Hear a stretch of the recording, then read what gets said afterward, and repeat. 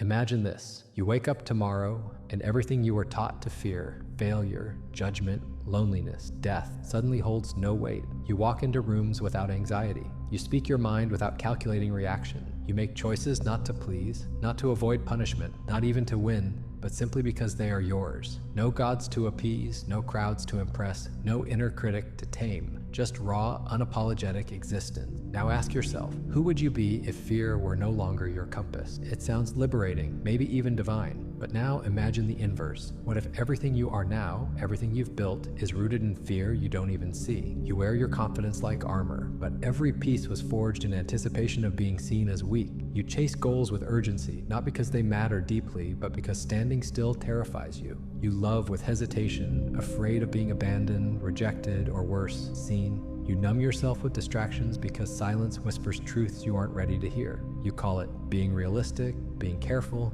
being responsible. But what if it's all just fear with better branding?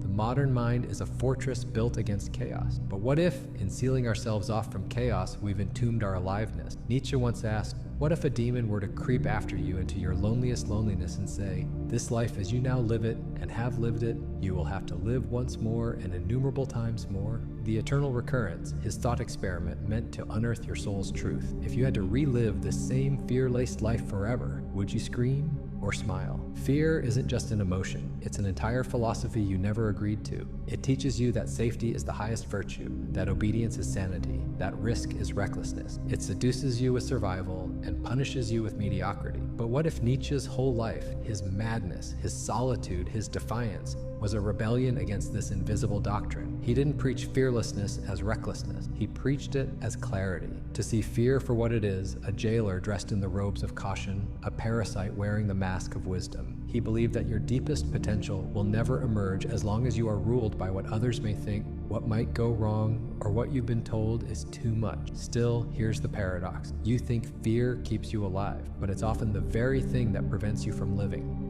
So many of your choices are subtle negotiations with terror. You choose a job not for meaning, but because meaning sounds unstable. You stay in relationships not out of love, but out of dread of starting over. You shape your personality around what will get you accepted, and then wonder why you feel like a stranger to yourself. The world won't call it fear. It will call it being mature, practical, successful. But your body knows better. Your soul knows better. And yet, what would happen if you dismantled that entire architecture? What if you didn't just fight fear, but refused to organize your life around it at all? Would you become dangerous, free? Would you finally become you? Nietzsche didn't hand out answers. He handed out dynamite. He wanted you to burn the old scripts and ask one brutal, sacred question. Are you living your life or just managing your fear of it? Sit with that, because if the answer makes you uncomfortable, you're exactly where you need to be. The secret to living without fear isn't found in a motivational quote or a perfect morning routine. It's not about overcoming fear like an opponent. It's about seeing that fear has been writing your script all along. And once you see it, you can't unsee it. You start to notice. Every time you hesitate to speak truthfully,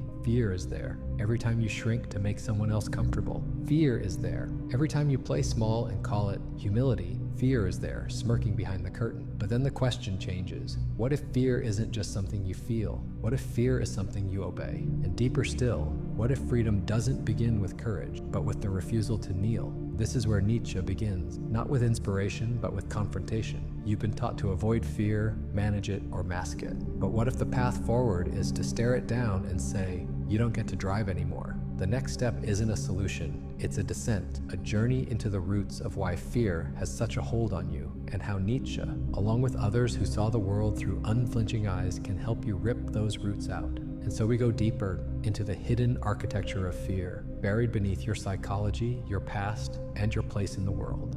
You weren't born afraid. That came later, slowly, quietly. Fear was never introduced as fear. It arrived in coded language. Be careful. Don't speak unless you're sure. Play it safe. Fit in. Don't be too much. These weren't just warnings. They were scripts. Tiny psychological contracts you signed before you even learned what you were agreeing to.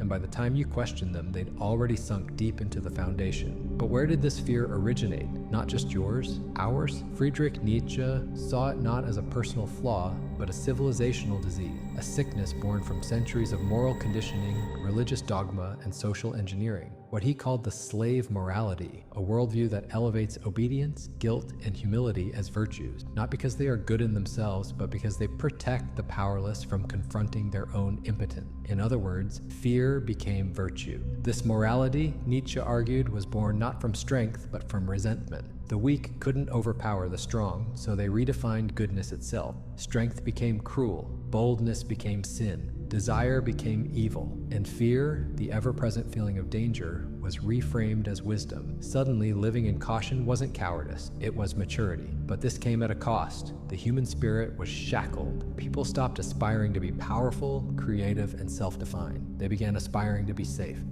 And so fear metastasized, not just as an emotion, but as an entire way of existing. The psychologist Carl Jung picked up where Nietzsche left off. He saw that fear doesn't just govern our social behavior, it governs our inner world. We split off the parts of ourselves that seem threatening to others: anger, desire, ambition, sexuality, even our capacity to say no. We repress them, push them into the unconscious, and build a false persona we think others will accept. Jung called this the shadow, the part of you that holds everything you've disowned. The problem? What you repress doesn't disappear. It festers, it waits, and it shapes your fears in ways you don't even see. You don't just fear external judgment, you fear your own potential, because realizing it would mean facing what you buried. So fear isn't just about being afraid of rejection or failure or death. It's about being afraid of your fullness, afraid that if you stop hiding, you'll be seen as arrogant, dangerous, selfish, that you'll be alone. But that fear is inherited, not inevitable. Arthur Schopenhauer, the philosopher Nietzsche both admired and rebelled against, believed that human suffering was baked into existence itself.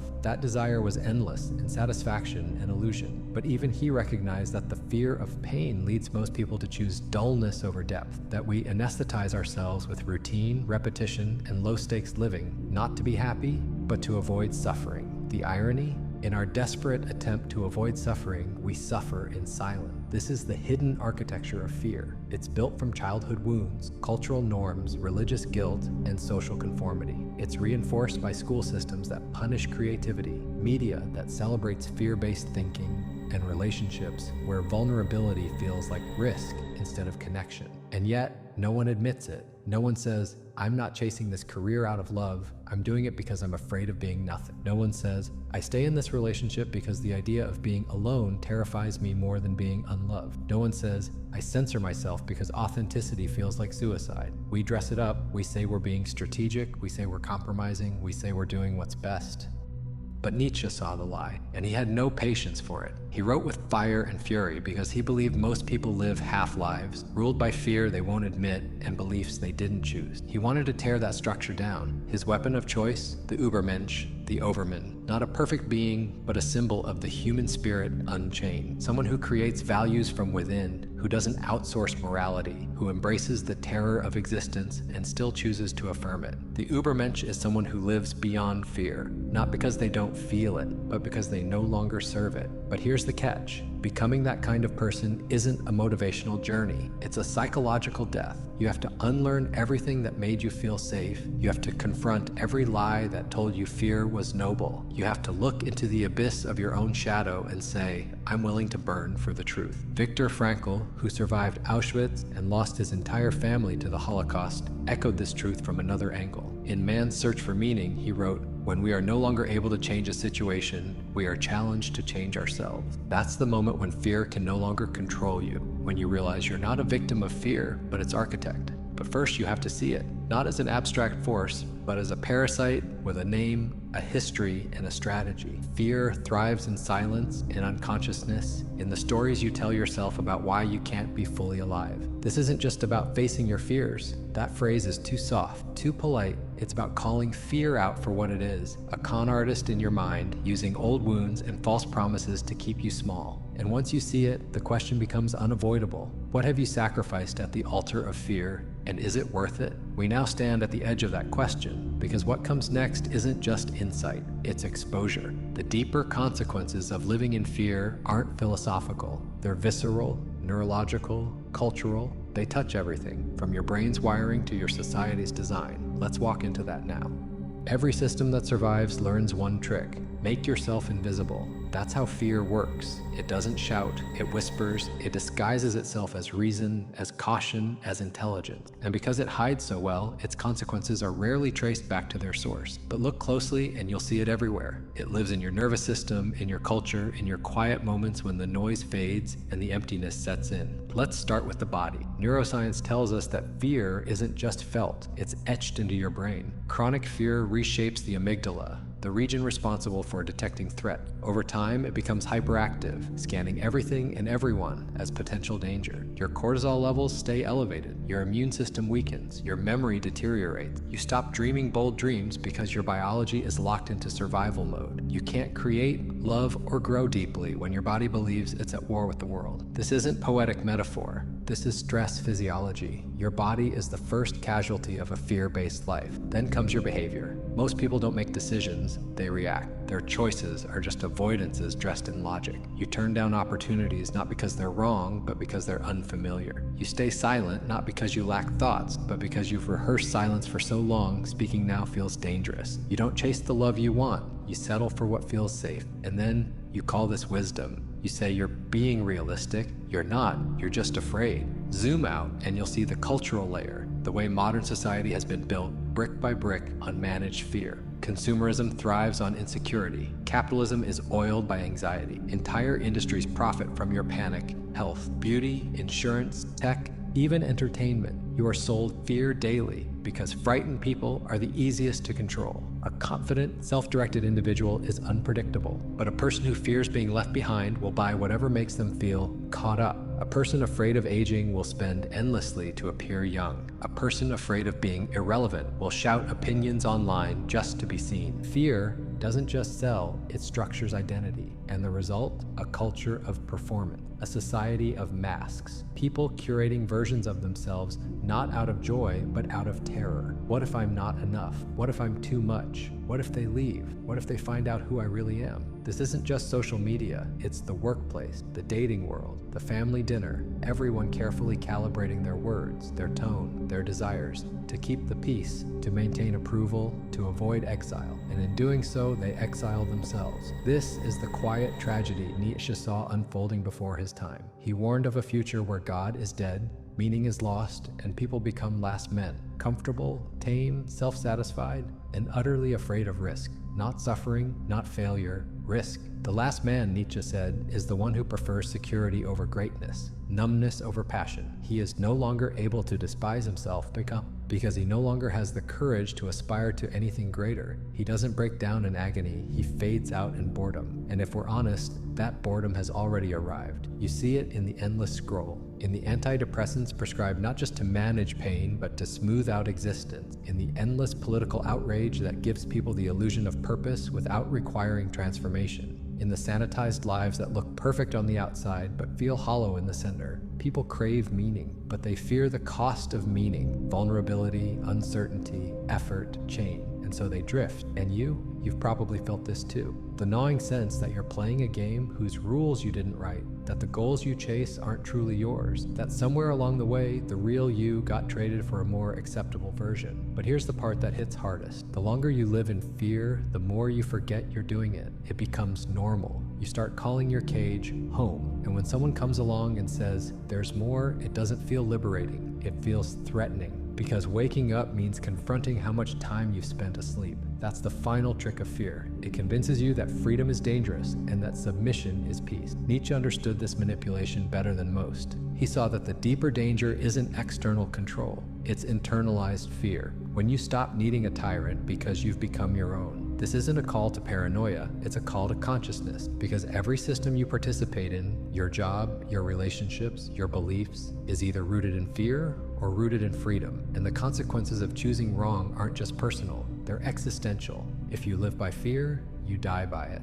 Not physically, perhaps, but spiritually. And that's the death Nietzsche fought against, the quiet, invisible one. But now comes the turn. We've dissected the wound. We've traced its roots through psychology, history, biology, and culture. But Nietzsche didn't just diagnose the problem. He offered a rebellion, a vision of life on the other side of fear. It's radical. It's dangerous. It will make you question everything you thought was true. Are you ready for that? Then let's go there, into the fire. You felt it, that quiet pulse of rebellion beneath the surface of your life. It flickers in those rare moments when you imagine saying what you really think, doing what you actually want, walking away from what drains you. It dies quickly, of course, buried beneath 1,000 reasons not to act. But Nietzsche believed that flicker was sacred. He called it will to power. Not the will to dominate others, but the will to become who you are, without apology or permission. A raw, existential drive to transcend your conditioning and shape yourself into something worthy of affirmation. To break free from fear, Nietzsche didn't tell you to suppress it. He told you to burn through it. That's what the Übermensch, the overman, represents. Not perfection, not superiority, but self-overcoming. A person who has faced their fear, dismembered it, and rebuilt themselves from the wreckage. Someone who doesn't ask what's allowed, but what's possible. So how do you start? You begin by unlearning obedience. Obedience is fear's language. You were trained to obey, from classrooms, from pulpits, from polite conversation. Obey the rules, obey the norms, obey the expectations of parents, bosses, strangers. But what if every time you obeyed out of fear, a piece of you died?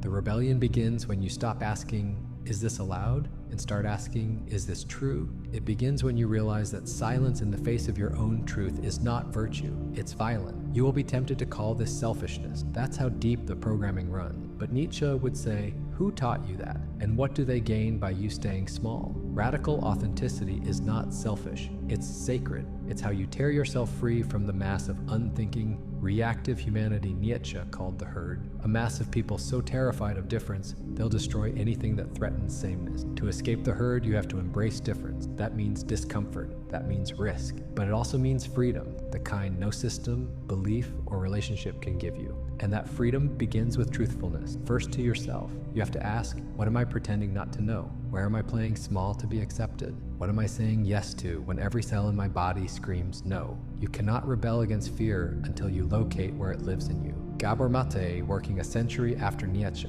saw this in his work with addiction and trauma. He realized that most compulsions, whether to substances, people, or performance, come not from desire but from pain avoidance, that we are terrified of being with ourselves as we truly are, so we numb, we perform, we obey. Maté's insight: you don't heal by controlling the behavior, you heal by facing the pain underneath it. Nietzsche would agree. The rebellion isn't about surface level change, it's about descending into the fire of your shadow, your wounds, your lost potential, and standing there long enough for the illusions to burn away. And when they do, something strange happens. The fear doesn't vanish, but it loses its authority. You realize fear is not a prison, it's a signal, a compass. It points to what matters, what threatens the identity you've outgrown, what lies just beyond the edges of your false self. Fear becomes a door, and now you're ready to walk through it.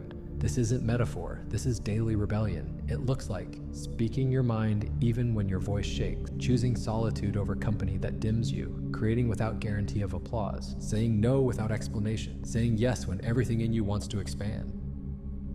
It looks like being misunderstood, judged, even abandoned. But Nietzsche would remind you, so what? You were not born to be understood, you were born to become. And becoming is violent. It breaks old stories. It ends old versions of you. It demands that you stop asking the world for permission to live as yourself. This is what Nietzsche meant when he said, "He who has a why to live can bear almost any how." Once you know why you are here, not according to your parents, your culture, your ego, but according to your soul, nothing can own you. Not rejection, not failure, not fear. This is the posture of the Übermensch, not arrogance, but sovereignty. The realization that your life belongs to you and fear is only as powerful as your willingness to kneel to it. And yet, even here, Nietzsche offers no resting place, no comfort, just challenge. Because becoming free of fear isn't a one-time act, it's a way of life. You will have to choose it daily, hourly, moment to moment. You will have to confront not just your own fear, but the fear others project onto you. You will lose people, you will lose certainty, but in that loss, you gain something far rarer, yourself. And once you've tasted that kind of freedom, even for a moment, the idea of going back to obedience becomes intolerable. So ask yourself, are you willing to be disliked in order to be real? Are you willing to lose comfort in order to find power? Are you willing to burn in the fire of your own truth rather than freeze in the safety of your lie? This is Nietzsche's rebellion, and it's not abstract, it's now, in every choice you make, every word you say, every truth you hide or reveal. You are either obeying fear or creating freedom. The time for theory is over. Now comes the final leap, the ultimate realization that makes all of this make sense. the truth that rewrites the entire game. Let's stop pretending this is just a philosophical journey. This is a reckoning, because if you've made it this far, then part of you already knows something in your life has to die. Not in the dramatic, melodramatic sense, in the necessary, liberating sense. The person you built to survive must be buried, if you ever hope to live. But before you do that, Nietzsche has one final truth to offer. It's not a rule, not a belief, not a comfort. It's a confrontation so raw, so elemental, that it cuts through every mask and demands only one thing from you: the will to say yes. Not yes to society, not yes to a career, a partner, a goal, a god. Yes to existence as it is, to life in its full, untamed, terrifying truth. This is the core of Nietzsche's philosophy. Amor fati, love of fate, not acceptance, not tolerance, not it is what it is, but love of everything, especially the suffering, especially the fear, especially the moments you want to erase. He wrote, "My formula for greatness in a human being is amor fati, that one wants nothing to be different, not forward, not backward, not in all eternity. Not merely bear what is necessary, still less conceal it, but love it." Can you feel the radical shift in that? We spend our lives trying to control, avoid, escape. We think we'll be free when the pain ends, when fear disappears, when the past is rewritten. But Nietzsche's final teaching flips the entire script. You are not free when you defeat fear. You are free when you stop needing to. This is not passivity, this is power. To look at your deepest fear, the heartbreak, the failure, the exile, the grief, and say, I want you. I choose you. I make you mine. Because here's the paradox. The more you reject parts of your life, the more those parts own you. But the moment you embrace them fully, they lose their chains on your soul. This is not easy. It is the hardest thing you'll ever do. It means forgiving what seems unforgivable. It means looking at your pain without flinching. It means seeing the worst day of your life and choosing to live it again. Why? Because until you can say yes to your whole story, you will always live like a prisoner. Fear isn't just fear of death. It's fear of pain, of looking weak, of being wrong, of losing control. And so we shrink,